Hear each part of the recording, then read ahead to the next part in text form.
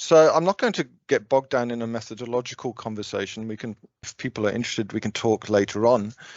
But this was a survey series. It's called the South African Social Attitude Survey. It was established in the HSRC in 2003, and it's been an annually conducted survey series since. So despite 1 year where we had a COVID-related interruption, we've actually so far completed 18 rounds, about to start our 19th annual round in a few weeks' time.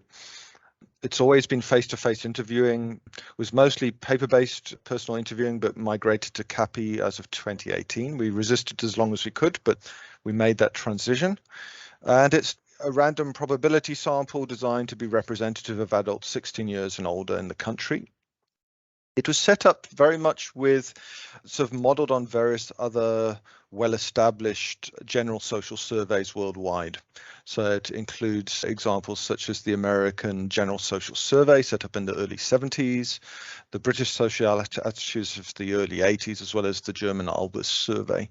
So it's really got that kind of structure around it, and it's really about monitoring long-term value change in society. It's not really supposed to tap into sort of the day-to-day topics that a lot of other survey houses look into. This one is really trying to just monitor broad value change.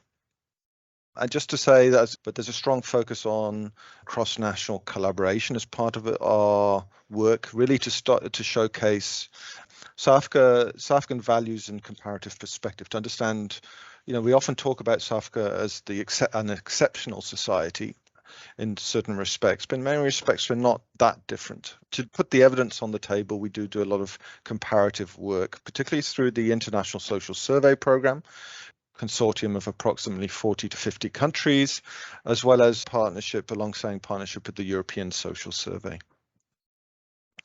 So I'm going to jump right into it, and obviously one of the things that predominates, and it is what was presented a couple of weeks ago, was issues around where are we going in terms of our democratic perspectives. What do the public feel around the state of democracy in the country, and where we're going to, and how has it fundamentally changed over time? We often hear a lot globally nowadays about the democratic context, and I think broadly speaking, there's been real questioning about and fundamental debate about the quality and performance of democracy, not in South Africa alone, but generally across world regions and the globe as a whole.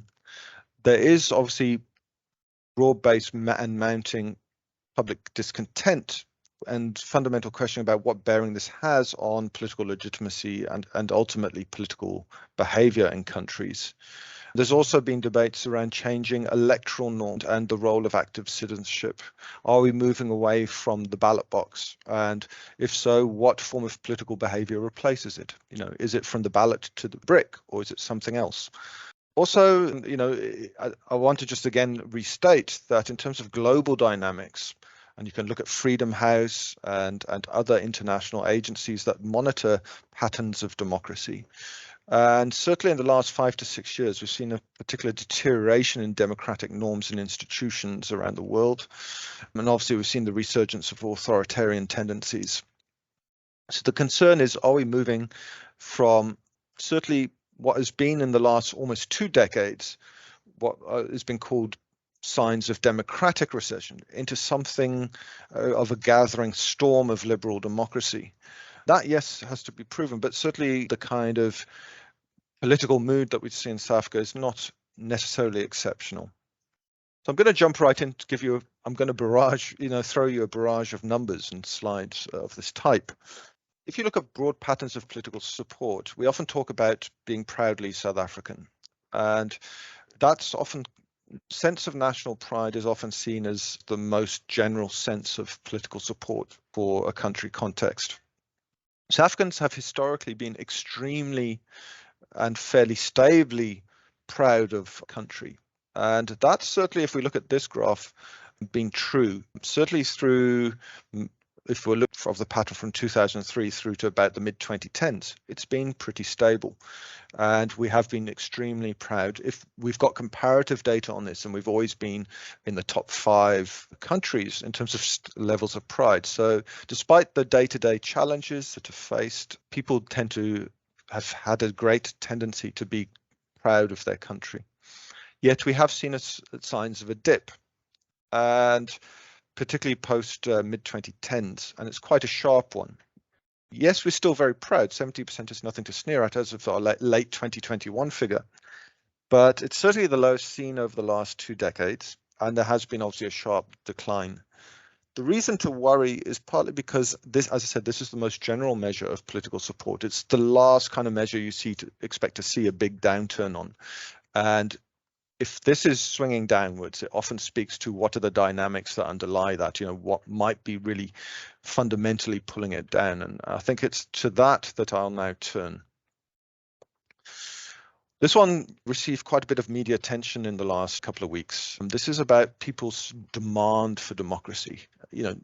So the question, the options posed to respondents is, which of the following most resonant do you regard as characterizing the country and your views on the country? Is democracy preferable to any other kind of government? So you can see it predominates if you look at the 2011 to 21, and some of our sister surveys like Afrobarometer have got data going back a decade further on this measure. But it's something that South Africans have typically around 50 to 60% have voiced support for democracy being the main game in town. But we are seeing post 2015 again, that has waned a bit. It's down around the 40 to 45% mark in our most recent evaluations. But I think what is concerning about this dip in popular support for democracy is this rise in what we call a more fatalistic view. And that's that bluish line. It's the share saying for them, it just does not matter what kind of government we have. So this sense that political regime doesn't matter. So the fact that around a quarter of South Africans believe that now is really somewhat disconcerting. And we need to guard against, a more critical view of society spilling over into levels of fatalism. The other one is also equally disconcerting. That's the red line, is support for non-democratic regimes. So that's at the 23. It's been quite flattish, but around just under a quarter believe in non-democratic alternatives. And that combined with the fatalism is real cause of concern. It just speaks to the disillusionment around the way in which democracy is functioning in the country.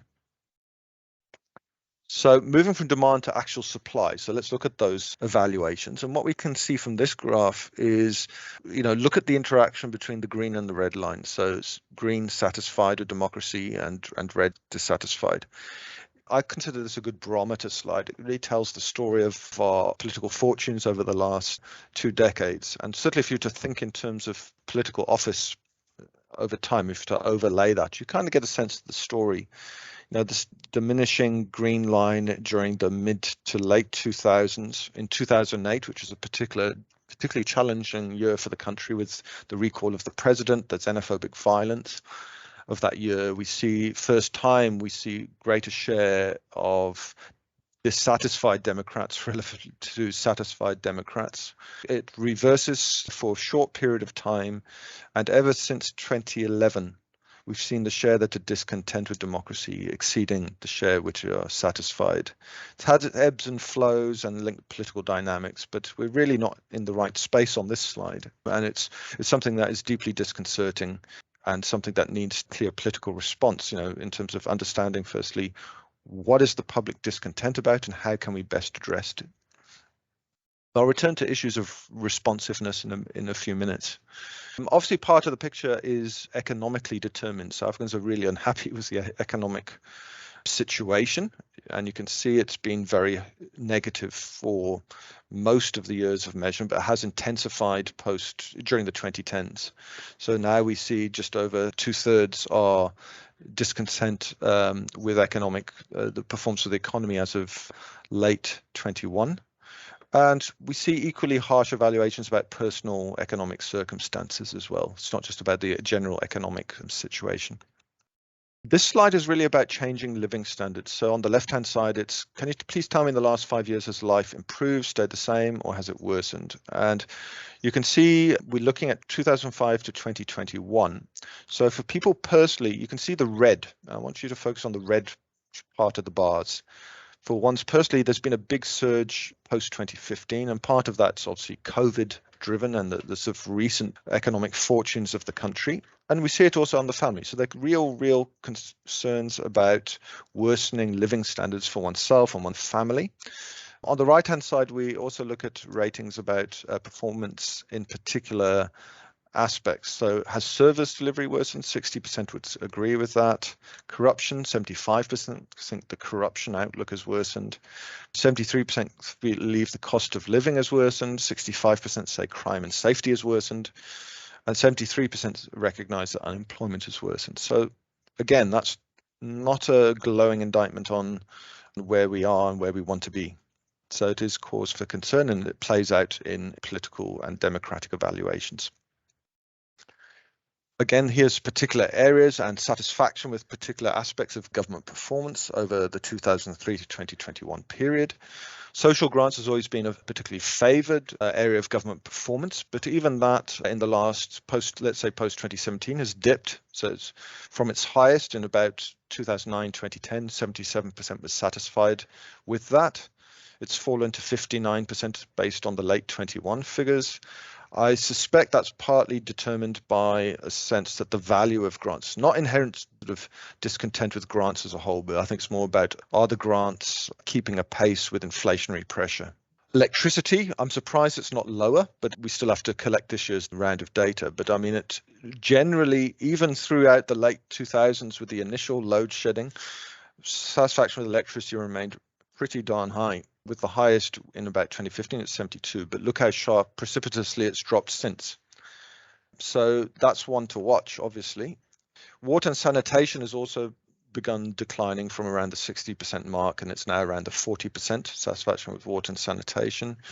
And then you get the old bugbear, which is how we're doing on job creation, and around 10% over time are satisfied with that. Equally harsh views come through on anti-corruption efforts as well as crime reduction efforts.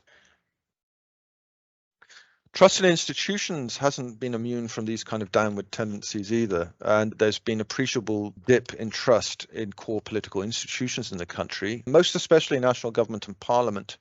We've even seen recent sharp downturn in institutions such as the courts. But even institutions which have historically been less favourably evaluated, like municipal government at the coalface of service delivery and political parties and by extension politicians, we're even seeing declines to lower levels in those cases. One thing to flag though is that signs of this decline, this diminishing trust, actually have a longer history. It's not a recent tendency. We see it dating back to the mid-2000s, but there has been a certain degree of intensification of these trends during the 2010s. So I'm going to jump gear, but really this is the broad context. We're seeing across a range of general through to very specific forms of evaluation of different dimensions of political support, generally all pulling in a downward direction. So it does mean that the political mood is especially harsh. There's going to be debate about what that means. Is it the rise of fatalism, or could it be interpreted as something like just a resolute cry for greater accountability and responsiveness from the public? Can this turn around? I mean, we've seen both in South Africa as well as internationally that it can be, but it requires very, very decisive actions on the part of different levels of the state. I'm going to jump gear to, obviously, a lot of us are starting to talk about election 2024, so I just wanted to put a few slides on this. So this is a reported intention to vote. It's not actual voting behavior, it's intention to turn out. Just to say that voting intention has generally been quite high in South Africa, obviously much higher than actual turnout because there are various barriers to the realization of that intention. But typically over 2003 to 2021, the average has been around 70% expressing an intention to turn out. We have seen variation over time. You can see that there's certain short-lived downturns every few years. Often it's around an electoral context. So with the campaigns rolling out, there's certain changes that come about there. I just want to flag the post-2016 period, and you can hear there's a recurring reference to this time period. This is what we're seeing is the longest below average level of voting intention that we've seen to date. So it has still fluctuated, but it's consistently below that dotted red line, which is the all-year average. So really, we're not seeing that rebounding above the line again, as we've seen in previous years. So the concern is that there may be risk of further decline in coming years due to various dynamics that we'll see in a minute. And it's particularly around a sense of the duty to vote, a sense of what we call political efficacy. The other thing to just state is that the main reasons people give for not wanting to vote are primarily around political disillusionment. It's not about administrative barriers, ID books, and not being registered and so on. It's really fundamentally about 75 to 77% tend to refer to different forms of political disillusionment. So that is now the predominant reason provided, and it has been throughout the last 20 years for not wanting to vote. So just to say that I'm going to show in rapid succession a few slides, and I just want you to think about the tendencies. First, interest in elections is waning.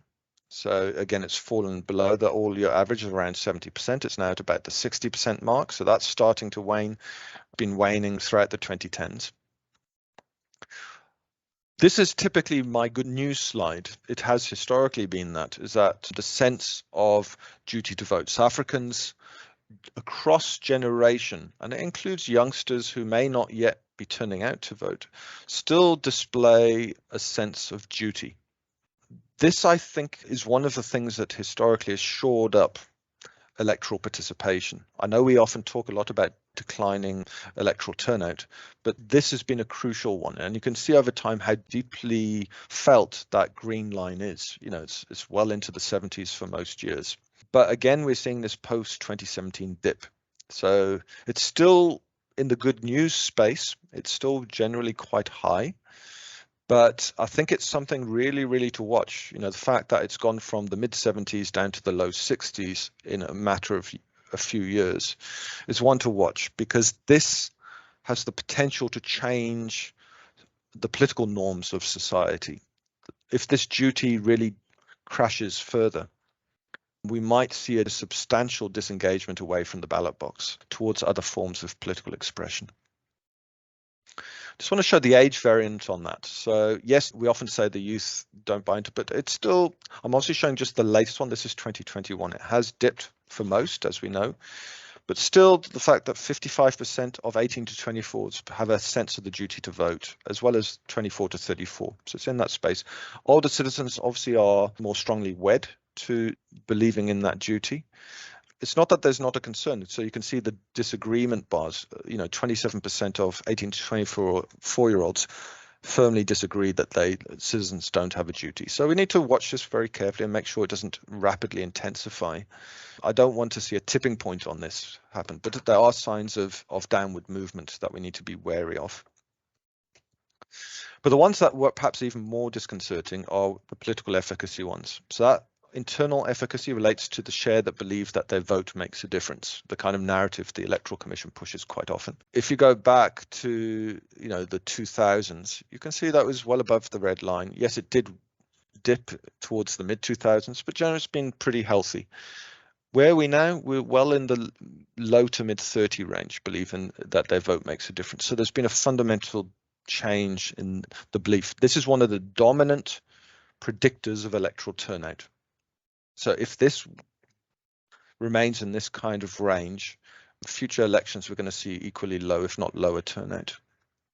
Similarly, for what we call external efficacy, this is just one of the measures we have. So it's a view that the elected are not acting in the interests of the electorate. And over time, we've seen this growth in the sense that conduct of parties, we have other measures about politicians themselves, their conduct and their degree of responsiveness is in the mind and imagination of voters, rendering the act of voting meaningless. So this is one to watch as well. It's not where we want it to be. It's 2/5 or higher, having a particularly critical viewpoint around this. Again, it's a very strong predictor.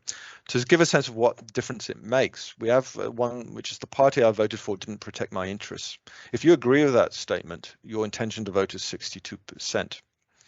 And you can see for those that disagree with that viewpoint, that for those that basically do believe that the party did serve their needs, you can see it's around the 80% mark. So these kind of views around responsiveness have a sort of 20% bearing almost on intention to vote.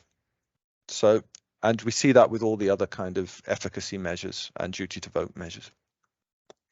The last one on the electoral front I want to look at is really around what are the electoral responses to situations where people's expectations have not been met? What do they do the next time an election comes around? So we have this question where we give people various options. Do they adopt a loyalist view? Do they vote for the same party again? And you can see in the middle, there's that give that party another chance. So you can see that there is quite the dominant response, and the colors of the bars here, different age groups. So you can see that the dominant response is one of loyalty across the board. They will give their party another chance. Younger generations are a bit less inclined in that regard, but older, those particularly in their mid-50s and older, are more inclined to do that.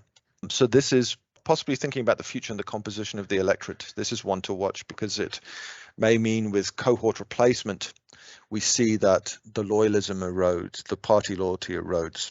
What it's not translating to is necessarily swing voting. So you can see on the far left-hand side, it's about 14 to 17% across the age groups say they would switch allegiance.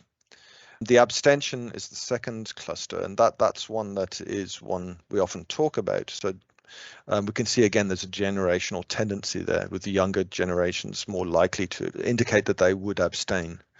So, and then the only other bar we're focusing on is that wait for an explanation and then decide. So it's more a conditional loyalty, and again, it's more common amongst older generations. So really what we're seeing is this tension and a growing tendency, particularly amongst younger groups, between competition for loyalty versus abstention. But we tend not to be swing voters and tend more to be, in the face of unhappiness, we tend to move more towards abstention. So I'm going to change gear and just give you a run through of a few ones which are not in the political democratic evaluation space. I just want to give you a sense of some long-term trends. So it's not going deep and it's very high level. I thought I'd do this one. This is benefits of linking datasets. The HSRC, before this survey series we had a whole range of other survey series that goes back to the early 90s. And this one is just one of the fear of crime measures that we have that gives us a pattern of almost 3 decades worth of fear. You can see in the sort of lead up to the 94 elections, there was a real surge in fear. So surge in concern about what the outcome is going to be. The actual 94 itself was a really interesting moment where fear just collapsed from 69 in 93 to 28% in 94. And then it rose again. So it was quite a short-lived moment. It rose again throughout the late 90s to around the 50% mark. So there was obviously certain concerns about the nature of apartheid dispensation. But since then, there has been actually a decline in fear. I know we talk a lot about being a fearful nation and concerns we have about the crime statistics in the country, but generally from around the late 90s through to the late 2000s, there was actually a downward dip in this. Just to say, this is a very what we call a general or diffuse measure of fear of crime. It's not referring to specific types of crime or referring to the impact it has on one's quality of life. But it, in a general sense, diffuse sense of fear of crime dipped and has remained in that around about upper 20s, low 30 range ever since. So there's still an appreciable level of fear, but it's certainly different from the 90s and 2000s. And the other work I've done, which has looked at for whom has it changed. So there've been quite significant dynamics amongst certain subgroups there. I'm going to talk briefly about what we call the public agenda. We often hear about this. It's what are the most important problems in the country from the public perspective. I've just taken 4 of the 5 top ones generally that come up. The number one that's predominated consistently across our survey series and other survey series, where it's Ipsos, whether it's Afrobarometer, etc., it's always the unemployment crisis predominates in what we call the public agenda. This is what the public wants sorted out. So unemployment, number one, consistently over time, over the past 2 decades. Crime and safety has fluctuated up and down, but it's tended to be mostly in the number 2 spot. Corruption, and I put it there particularly because it's now in the top, I think it's ranked 3rd or 4th now in the national priority list. So it's been through a big surge. In 2003, only 10% referred to concerns about corruption. It's heading up towards that 40% mark. So it is really been surging, and the public are deeply concerned about the crisis of corruption. And the other one is service delivery. One thing I always worry about is this. I'm surprised this isn't higher given our general concerns about different aspects of service delivery. But I think the point to note is that it is consistently edging upwards. So it's heading towards the 30% mark. And, if the needs of the public in specific aspects of service delivery are not addressed, it's going to continue to spike upwards. But what I wanted to say is really this. We have thermostatic tendencies. And what does that mean? It means basically the public represents a set of needs. They say, I want unemployment is a dominant concern, or crime and safety. That's almost like giving the list to the state. This is what we want you to deal with. The other aspect of that is, an evaluation of, is it being supplied? So like if we look at the left-hand side graph, we can see that I've pulled it from the previous slide. The blue line is the unemployment being listed as a national priority. And the orange line is what share of the public is satisfied with job creation efforts by the state. So you can see it's hovered around the 10%. So satisfaction levels haven't improved. So what happened? What does that mean? Unemployment remains as a dominant concern in the public's agenda. Turn to the right-hand side and you can see the case of HIV/AIDS. In the early 2000s, HIV/AIDS was one of the top 3. With the rollout of ARVs and with AIDS becoming a more manageable illness, on the back of that, we've seen satisfaction has gone up and it's remained quite high. Yes, there's a dip of late, but generally speaking, what's happened is it's fallen down the priority list. We see the blue line's gone down to now when we ask people what the most important priorities are, only 10% refer to HIV/AIDS. So it shows that we have this thermostatic tendencies that it's about the temperature, reading of the lay of the land. So if they feel that their needs are being addressed and satisfaction correspondingly goes up, the priority will fall down the agenda and other things will predominate.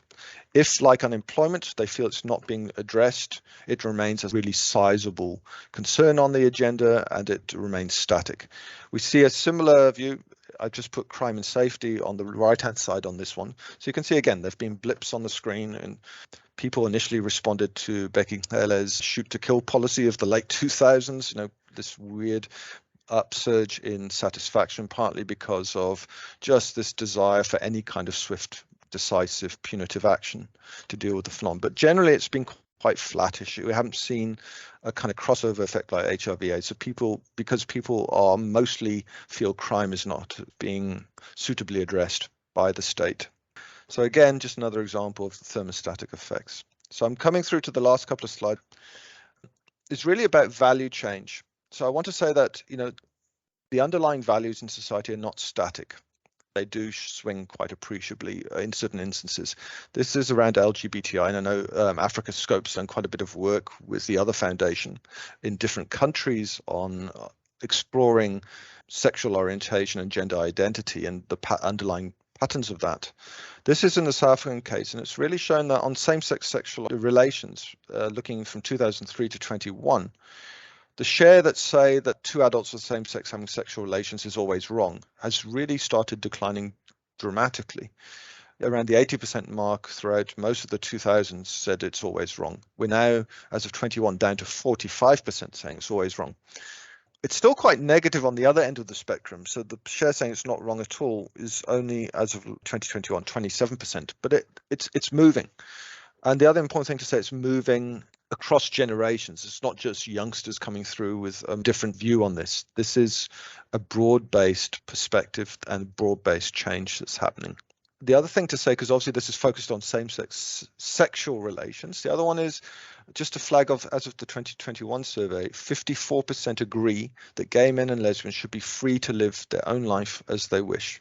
So again, that's a bit more positive. It's not focusing about the sexual act, it's focusing about the general views on LGBTI, and it's generally quite favorable. It's beyond the 50% mark. So this is very encouraging for society and relative to the progressive legislation we have around sexual orientation in the Bill of Rights.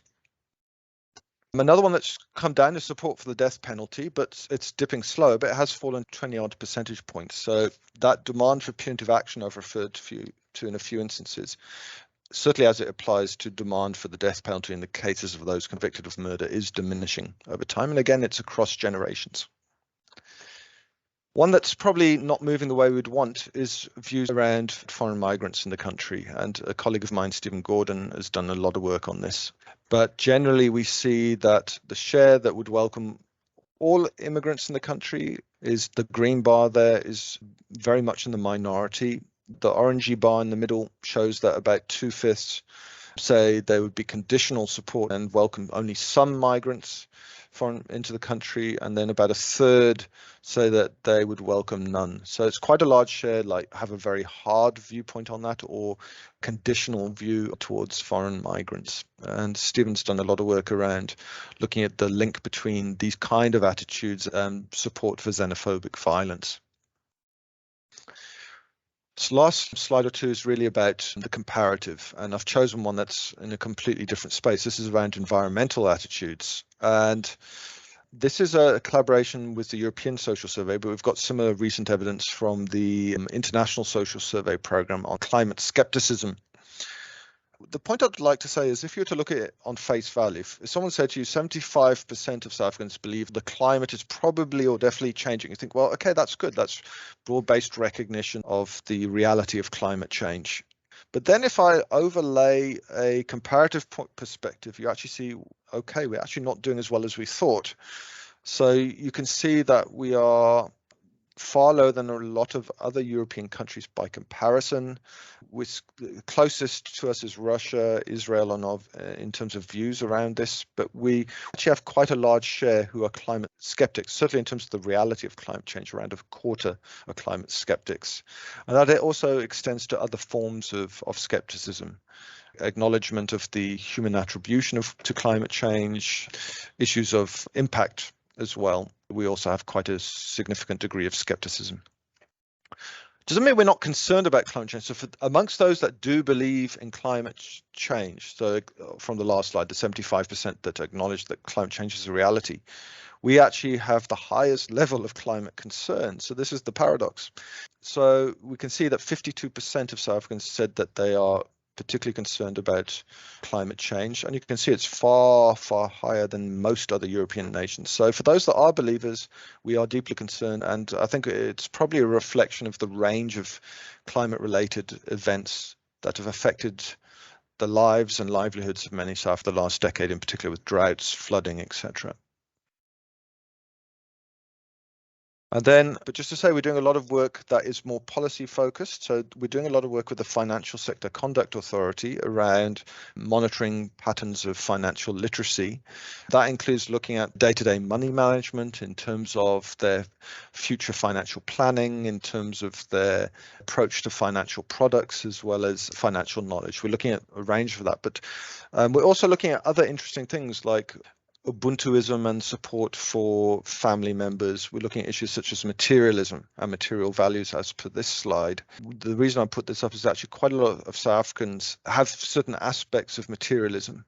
So linking success to material values, looking at the centrality of material things, linking happiness to materialism, to material possessions. We're quite high on this. And what this is probably a difficult slide to read, but the one thing I wanted to flag is actually, if you look at the age on the side here, this is just showing who's above average on levels of materialism. So if you're above the red line, you know that these have a greater tendency to be materialistic. The age group profile is very interesting. So 16 to 24-year-olds and 25 to 34-year-olds are far more materialistic on average than older age groups, you can see, and it dips quite sharply with age. So we actually have a young generation now that have come through as a generation of materialists, certainly more materially oriented than older South Africans. So I think that's something that we've seen in the recent work we've done for the FSCA has a huge bearing on different aspects of financial literacy. So the way you approach product choice, it's the degree to which you are prudent or not in relation to your finances. And ultimately, it creates a risk profile. So we're doing a lot of experimental work of this type. We're also doing a lot of policy focus work about, this is a collaboration that's looking at informing national strategy around consumer financial education. So a lot of the work that we do really is trying to understand better society, put evidence to policymakers, and hopefully they draw on that evidence to think about the kind of interventions that might be needed or take into account the general views and behavioral preferences emerging from broad heterogeneous society we live in. So final slide is, what about the future? Where are we heading to with this kind of work, and why does it even matter? I think it matters fundamentally, particularly given the new and emerging vulnerabilities that face our society, and we've seen it particularly through the lens of the public themselves.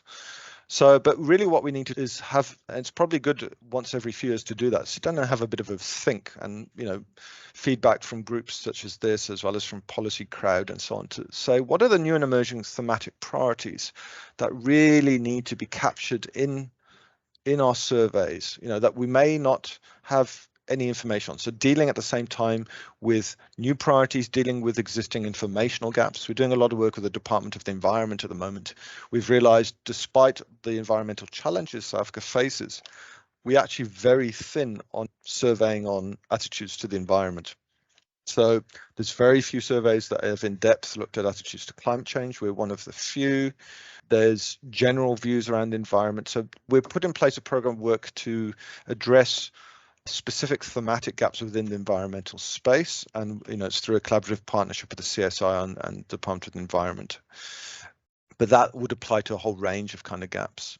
More comparative analysis is needed, so encouraging to the kind of work that Afrobarometer is doing across the continent, the kind of work which we're continue to do. The priorities coming up this year are about to field family and changing gender roles. I'm looking at that this year. Next year is going to be citizenship and an identity. And the year after that is going to be attitudes towards the digital society. That's 24. And finally, 25 will be attitudes to work and unemployment. So looking at that through a cross-national lens and trying to look at the kind of national priorities and comparative priorities that come out from that analysis. I think more can be done. Obviously there's institutes such as the HSRC and other series, and there's also a huge amount of work happening in market research. I think what we need is more triangulation and harmonization where possible. If a measure's fielded, we should try and field it in a range of surveys and triangulate our findings. Do they provide the same kind of message, or are we getting inconsistent findings, and in what way and for whom?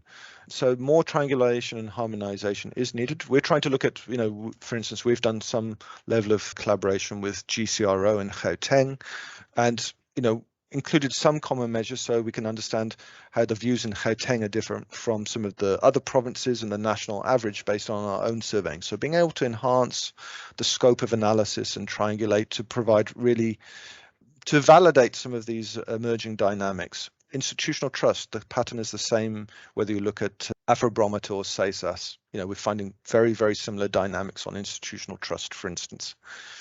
And lastly, it's about trying to continue chipping away and promoting evidence-based policy makings. The policymaker needs to be receptive to it, and often they are increasingly, and draw on public opinion data to help structure their thinking, particularly if in thinking through implementation and potential barriers to implementation. Try and factoring in the views and concerns of the public is fundamental to that. So we continue to do this partly with just not for the sake of collecting more data, but really to think about how it shapes our understanding of our society, and also how it can influence the choices and decisions that policymakers do make.